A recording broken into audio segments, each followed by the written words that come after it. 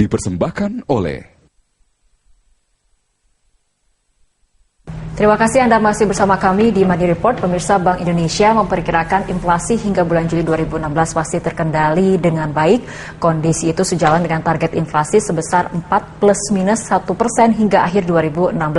Faktor apa saja yang mempengaruhi terkendalinya inflasi tersebut dan bagaimana upaya BI dan pemerintah menjaga tingkat inflasi nasional dan daerah?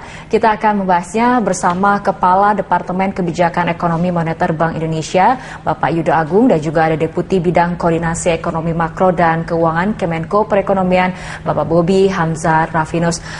Bapak-bapak, terima kasih telah hadir bersama kami di studio Berita 1. Ya, kita ke Pak Yuda terlebih dahulu. Pak Yuda, sebetulnya bagaimana sih kondisi proyeksi inflasi dari saat ini hingga akhir tahun? Oke, gini Mbak Rara, kalau kita lihat tren inflasi ya, sebenarnya kalau kita lihat mulai tahun 2000-an sampai sekarang memang terus mengalami penurunan. Dulu inflasi sekitar 8%, kemudian kira-kira 5-10 tahun yang lalu sekitar 6%, sekarang ini sekitar 4% lah. Gitu. Tahun lalu kan 3,35%, tahun ini kami perkirakan masih sekitar 4%. Ya, hingga bulan Juli, ya hingga bulan Juni kemarin 3,45% ya inflasi kita year on year. Bulan Juli ini kami perkirakan memang agak sedikit tinggi ya. Dari SPH pemantauan kami di lapangan sampai dengan minggu ketiga sekitar 1%, tetapi minggu keempat kami perkirakan di bawah 1%. Jadi kami rasa masih on track bahwa proyeksinya di tahun ini 4%. BI optimistis bahwa target inflasi akan tercapai untuk tahun ini? Kami cukup optimis. Oke, Pak Bobi, ini kita lihat dari nilai inflasi tadi dikatakan oleh Pak Yuda juga ini trennya menurun seperti itu ya Pak, dan BI optimistis target akan sesuai seperti itu. Indikatornya apa sih kemudian dari pemerintah ataupun melihat apa saja yang bisa menjamin terkendalinya inflasi ini? Baik, jadi pemerintah terus-menerus melakukan koordinasi antar kementerian dan juga dengan pemerintah daerah. Jadi kita melihat bahwa beberapa harga pangan pokok memang mengalami kenaikan menjelang bulan puasa dan beberapa waktu selama bulan puasa, dan itu bisa kita kendalikan, ya, sehingga kita melihat inflasi pada bulan Juni hanya sekitar 0,66%. Ya, jadi dengan semakin baiknya koordinasi antar kementerian dan juga antara pemerintah pusat dan daerah, kami meyakini bahwa asumsi dalam APBNP 2016 sebesar 4% itu akan bisa dicapai oleh pemerintah, dan bahkan mudah-mudahan kalau melihat inflasi sampai dengan bulan Juni itu hanya 1,06%, ya, maka ruang untuk bisa mencapai inflasi di bawah 4% masih cukup besar.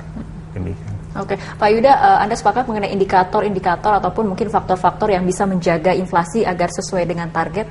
Ya, sepakat ya. Jadi yang pertama, inflasi kalau kita lihat kan ada inti, ada administered prices, ada volatile food prices gitu ya. Dari sisi inti memang ini tugas Bank Indonesia bagaimana mengendalikan ekspektasi inflasi. Dan keberhasilan penurunan tren inflasi ini ya sebagian memang karena Bank Indonesia fokus pada pengendalian inflasi ya, dengan inflation targeting. Yang kedua adalah dari sisi administered prices. Kalau dulu kita sering dikejutkan dengan inflasi karena perubahan harga BBM 2013, 2014, 2008, 2005, tiba-tiba inflasi naik karena harga BBM naik. Tapi sekarang itu kan semakin berkurang ya. Hampir katakanlah di BBM itu subsidinya sudah hampir bisa dikatakan di market price. Walaupun memang masih ada TTL dan sebagainya, tapi ini relatif minimal. Jadi dengan reformasi yang dilakukan pemerintah di sektor subsidi, khususnya di BBM ini menjadi tidak ada lagi shock-shock yang berasal dari kenaikan BBM. Okay. Yang ketiga adalah mengenai volatile food. Nah, ini memang masih tugas yang cukup berat. Kami perkirakan memang gejolak inflasi ke depan sumbernya lebih banyak disebabkan oleh volatile food.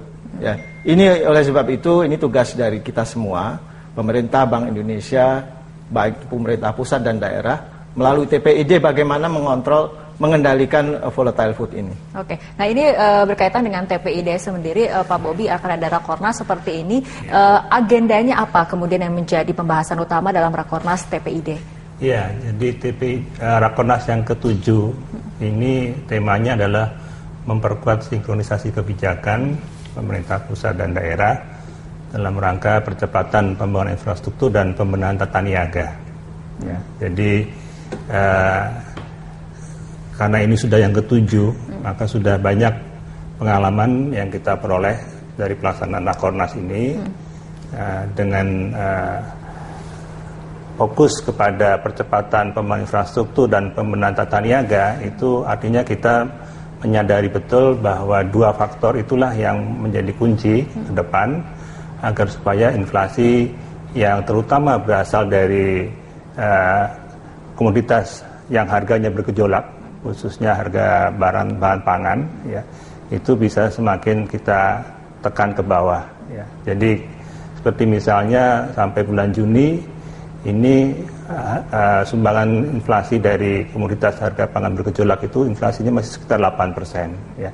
Kita berharap dengan adanya perbaikan infrastruktur dan pembenahan tata niaga, nanti inflasi yang berasal dari komoditas pangan ini bisa semakin rendah pada kisaran sekitar 3-5%. Oke, target utama dari kemudian agenda rakornas TPID sendiri apa Pak? Apakah ada jangka pendek, menengah dan juga panjangnya seperti itu? Ya, jadi kita mendorong sinkronisasi kebijakan antara pemerintah pusat dan daerah. Misalnya di pemerintah pusat kami selalu mencoba menjaga cadangan bahan pangan. Ya. Nah, diharapkan di tingkat daerah pun juga ada kebijakan-kebijakan yang mengarah kepada penguatan cadangan bahan pangan di daerah. Dari sisi cadangan, dari sisi distribusi, pemerintah mengembangkan pasar-pasar tradisional, ya, dan juga pasar-pasar penyeimbang. Dan tentu keberhasilan dari pengembangan pasar-pasar ini bergantung kepada dukungan dari pemerintah daerah. Jadi melalui sinkronisasi kebijakan baik dari sisi produksi, dari sisi distribusi, dan sisi penguatan cadangan, ini sangat penting dalam rangka tadi kita menekan inflasi ke depannya sehingga inflasi itu bisa semakin turun dan diharapkan pada tahun 2018 itu bisa mencapai sekitar 3,5 +-1%. Ya, ini sinkronisasi kebijakan pusat dan juga daerah. Betul. Memang menjadi kunci penting dalam untuk mengimplementasikan segala kebijakan seperti itu ya Pak Bobi. Ya, Oke, ya. Dari Bank Indonesia mungkin ada tanggapannya mengenai sinkronisasi kebijakan seperti ini, apakah memang yang diperlukan? Ya, tentu saja karena memang peran terutama daerah ya. Terutama di daerah ini inflasi yang khususnya volatile food sangat penting. Dan kami sangat apresiasi dengan semangat para pimpinan daerah dalam mengendalikan inflasi ini. Di pusat sendiri sebenarnya ada insentif bagi daerah yang bisa mengendalikan dengan inflasi dengan baik. Ada dana insentif fiskal dalam konteks ini. Dan daerah sekarang kreatif, inovatif di dalam mengendalikan inflasi. Sebagai contoh misalnya ada daerah yang membuat pasar lelang cabai, gitu ya, di salah satu di kota di Sumatera Utara.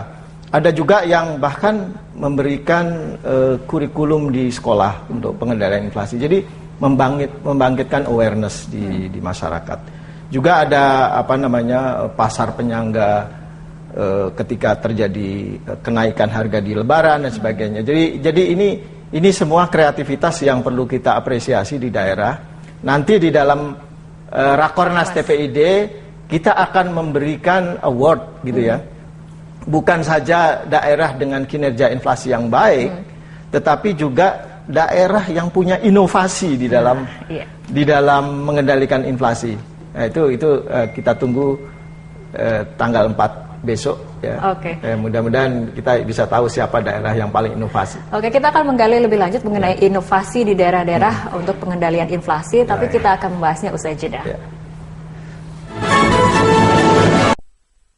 Pemirsa, Anda kembali bersama kami dalam Money Report. Kita ke Pak Bobi. Pak Bobi, tadi Pak Yuda sudah menyinggung mengenai inovasi-inovasi di daerah dalam mengendalikan inflasi seperti itu. Dari pemerintah sendiri bagaimana kemudian memang mendorong TPID ini untuk melakukan kreasi dan juga inovasi dalam mengendalikan daerah sesuai dengan kebutuhan ataupun kondisi masyarakat di daerah masing-masing? Baik. Jadi jumlah TPID itu sekarang 459, 34 di tingkat provinsi, 425 di tingkat kabupaten kota. Ya. Jadi di Pokjanas TPID itu kami mendorong agar supaya terjadi kerjasama antar daerah, ya, karena ada daerah yang surplus untuk satu komoditas, ada juga yang defisit. Ya. Nah, itu adalah salah satu inovasi yang kami dorong, ya, bagaimana para pimpinan kepala daerah itu di dalam forum seperti Rakornas itu bisa terjalin komunikasi dalam rangka kerjasama suplai untuk komunitas-komunitas tertentu. Ya. Nah, selain itu kami juga mendorong untuk apa yang tadi disebut dengan pasar penyeimbang atau pasar penyangga. Ya.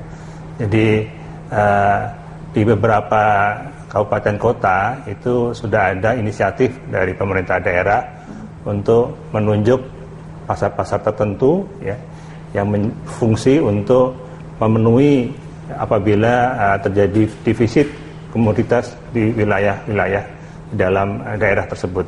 Ya.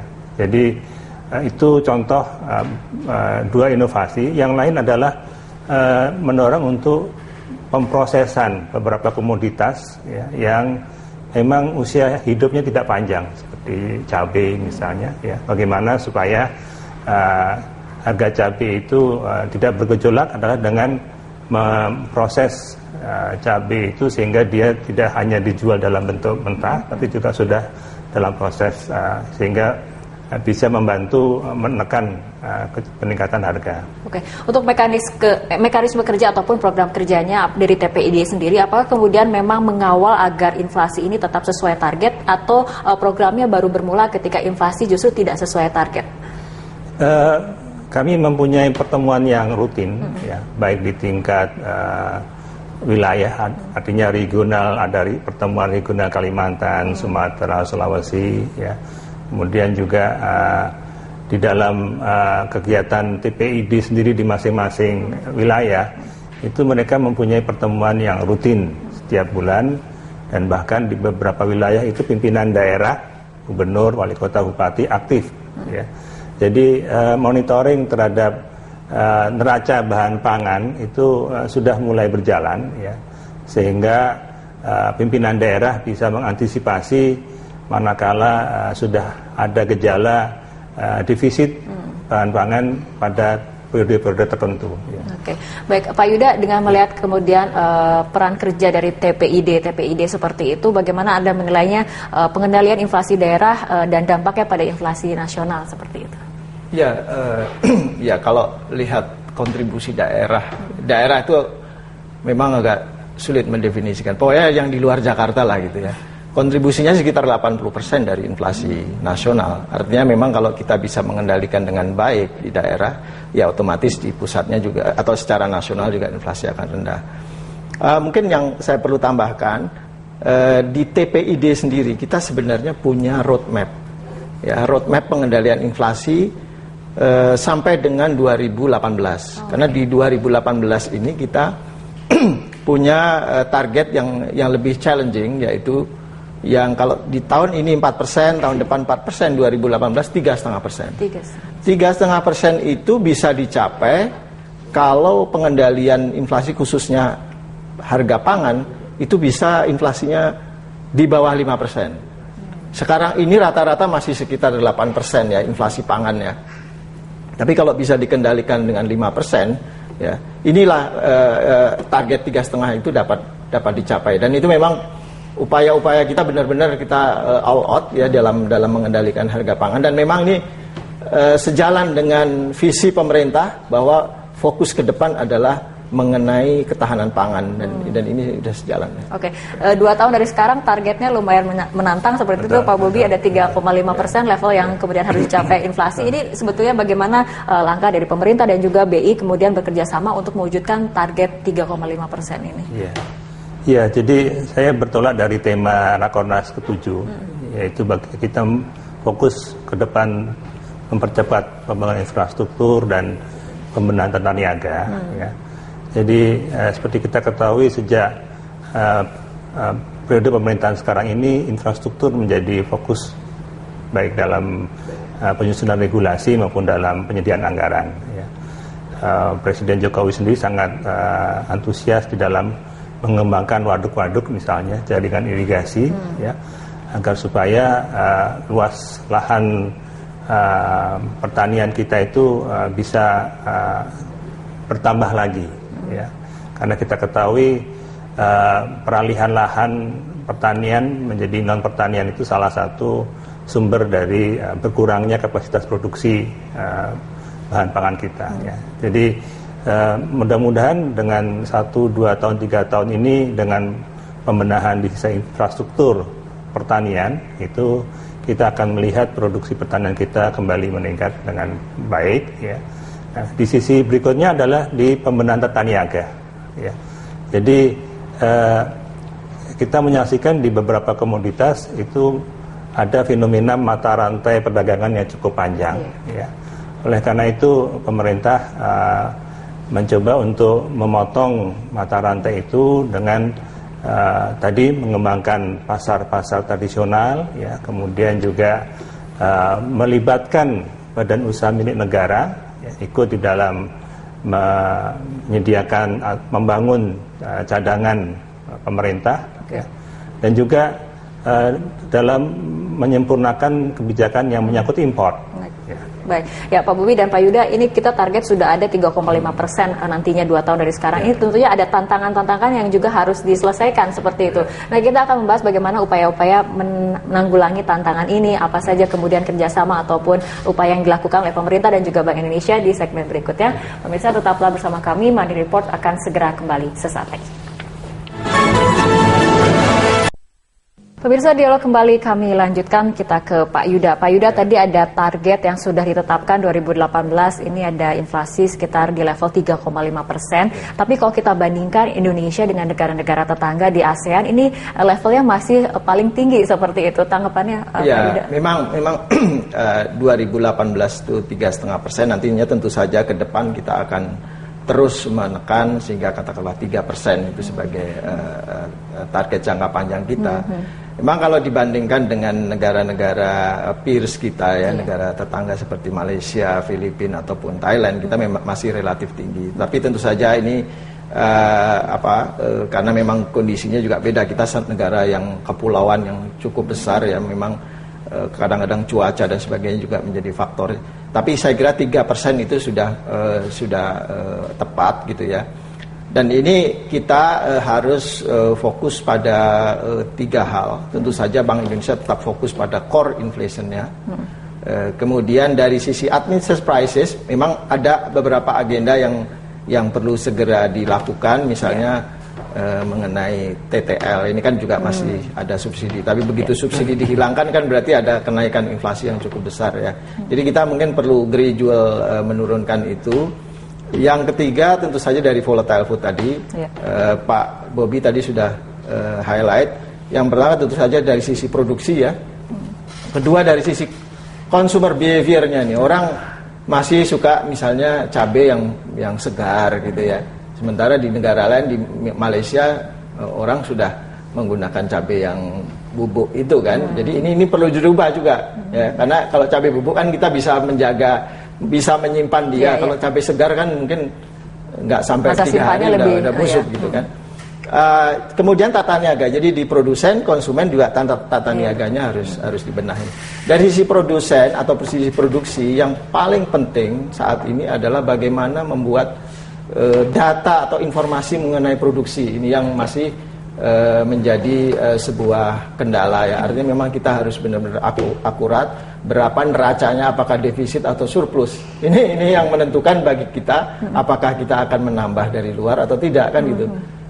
Mungkin 3 hal itu yang perlu ditekankan. Oke, Pak Bobi tanggapannya, tapi menarik juga mengenai data itu sendiri seperti itu, Pak Bobi.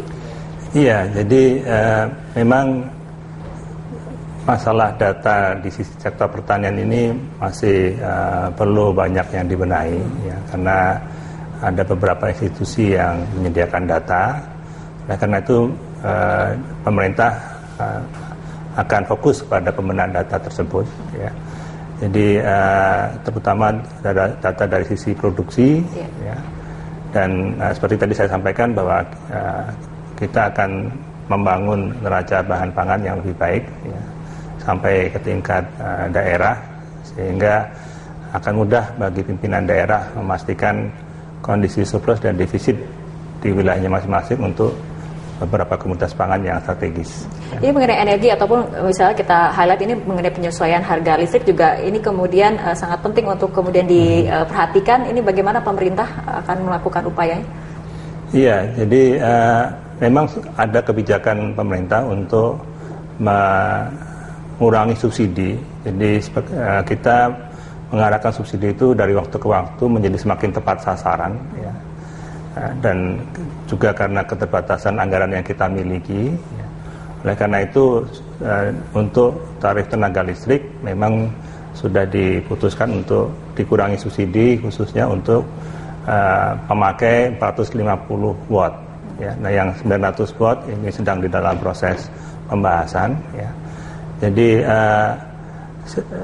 pemerintah sekarang lebih berhati-hati ya, di dalam mengatur kenaikan harga barang-barang yang ada dalam kendalinya ya. Seperti yang kita lihat di perkembangan inflasi administered prices itu sampai pertengahan tahun ini negatif 0,5 ya. Jadi artinya concern terhadap tingkat inflasi ini memang sudah semakin kuat di kalangan pemerintah. Saya kira itu. Oke, Pak Yuda, ini memang mengenai faktor pangan dan juga energi adalah 2 faktor yang memang berkontribusi cukup penting dan juga kuat dalam inflasi seperti itu. Untuk pangan sendiri, ini Gubernur BI meminta mewaspadai dampak La Nina yang bisa berpengaruh pada harga pangan. Tanggapannya? Ya, memang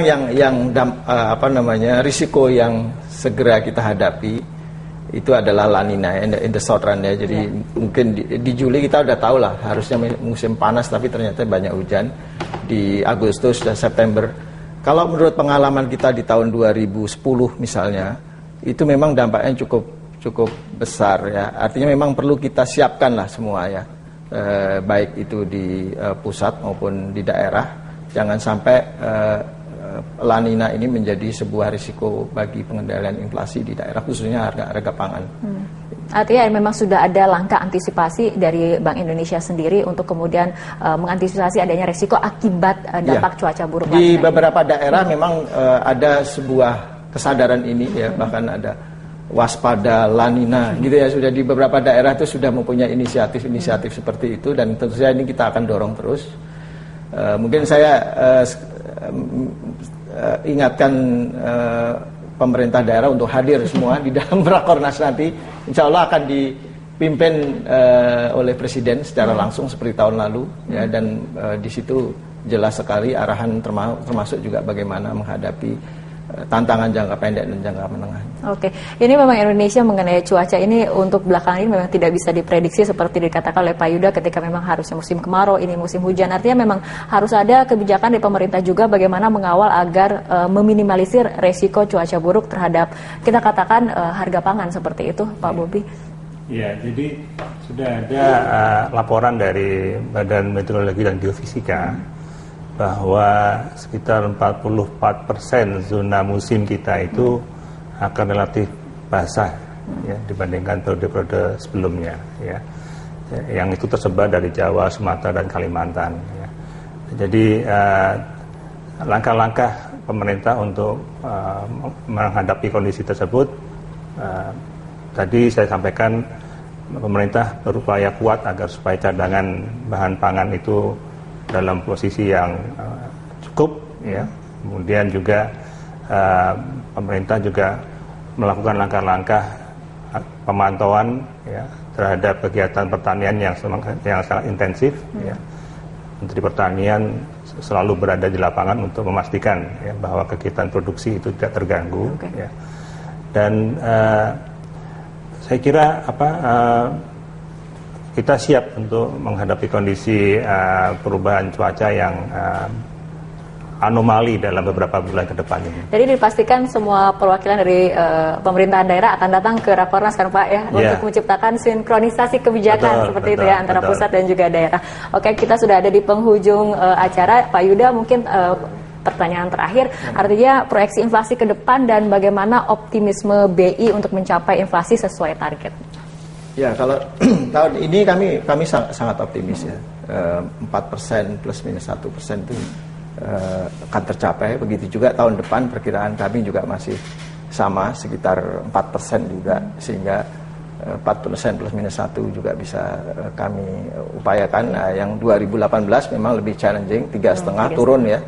Dan itu tadi kita sudah bahas banyak apa yang harus kita lakukan. Oke, baik, terima kasih Pak Yuda dan juga Pak Bobi telah hadir bersama kami dan berbincang dalam Money Report. Pemirsa, Money Report masih akan berlanjut dengan beragam informasi menarik lainnya usai jeda.